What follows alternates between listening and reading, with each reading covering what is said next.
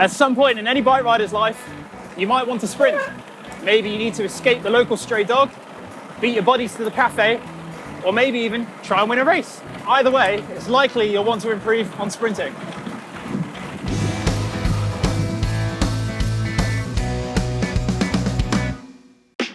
So in this video, myself and Sai are going to run you through 3 basic training sessions you can do to help improve your sprint. That's right. Now, before we get started, we want to find a quiet stretch of road away from traffic. And ideally, it's going to be flat with a very slight gradient. That way you can target fast, high revving sprints when you've got a tailwind or you're going slightly downhill, and then slower power sprints when you're going uphill or into a headwind. Those are my forte, the real power ones.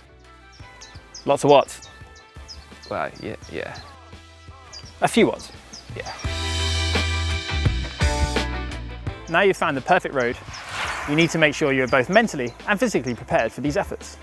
You'll want to adjust your shoes to become as tight as is bearable and find a good strong grip in the bottom hooks of your bars. You'll want to engage your core muscles and create a good strong framework with your shoulders and your arms.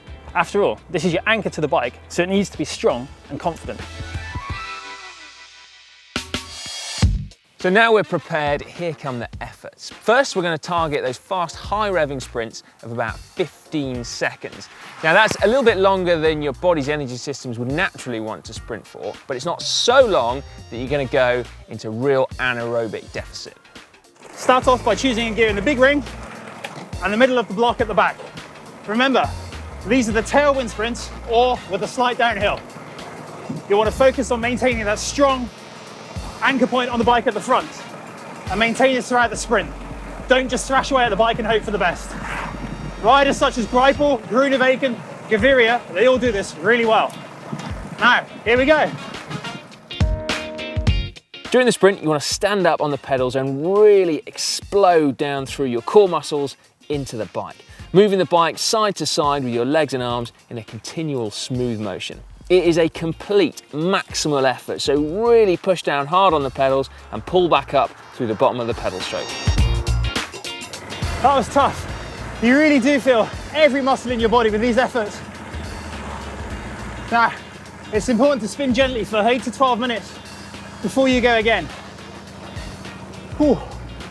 Now, I wouldn't normally mix up my sprints on any given day, but I think for today, we're going to move on to the uphill, slightly over-geared sprints, or into a headwind if you live in the flat. Let's get ready for these, shall we? We want to select a much higher gear for this one, so perhaps even 1 or 2 gears down from your very top. And we want to roll in to the start of these sprints a little bit slower, probably holding a cadence ideally of around 60 RPM. Now, despite the gearing and the gradient, these sprints aren't actually that dissimilar to the previous ones. We still need the really strong explosion down through our core and into the pedals, whilst maintaining that really strong anchor point at the front of the bike. Are you ready for these, Si? Yeah. Come on then.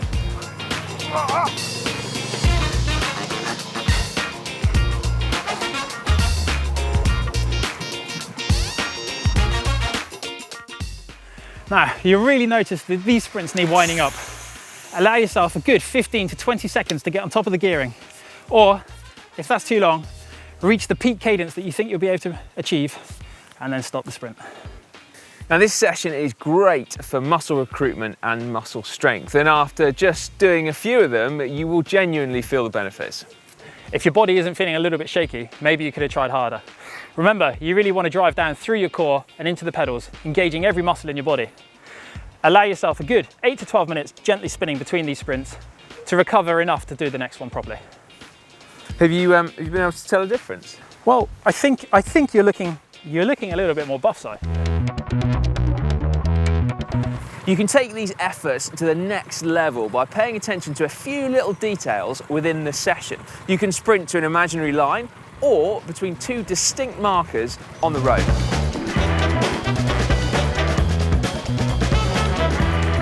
By doing this, you'll start to learn how far you can sprint before fading.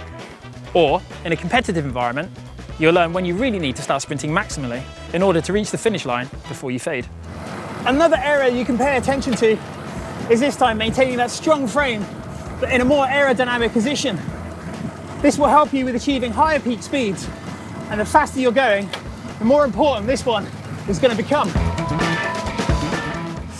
Position within the group is also crucial. There's no point having all the power and speed of Mark Cavendish if you start your sprint 30 metres behind the front of your group. You want to be further forward for a fast tailwind sprint, but a slower headwind or uphill sprint does afford you a little extra time to pass riders that have gone too soon and started to slow. And finally, timing. We briefly touched on this before. And what I mean is, you want to start your sprint with enough energy left to reach the finish line just as you tie up or start to slow. By doing this, you'll limit the chance of another sprinter coming past you at the last minute. Yeah, and even if you don't race, sprinting can be a really effective training tool for any cyclist. So if you repeat these sessions, but extending the sprints to 30 seconds, that counts as a high intensity interval training session, and it can be completed quickly and easily, but still give you some pretty big performance boosts. Just remember, the golden number of sprints we're aiming for is around 6 to 8 in this session. Once you get past that, you'll lose the quality and the productiveness of the session. That's right. Not a lot of point after that. And I've also been told that one of the key things about sprinting is actually looking fast as well. So make sure your jersey's zipped up, your glasses are on, and you're wearing nice tight clothing. Isn't that right, Chris? That's true. After all, it's the wind that we're racing at that sort of speed, so...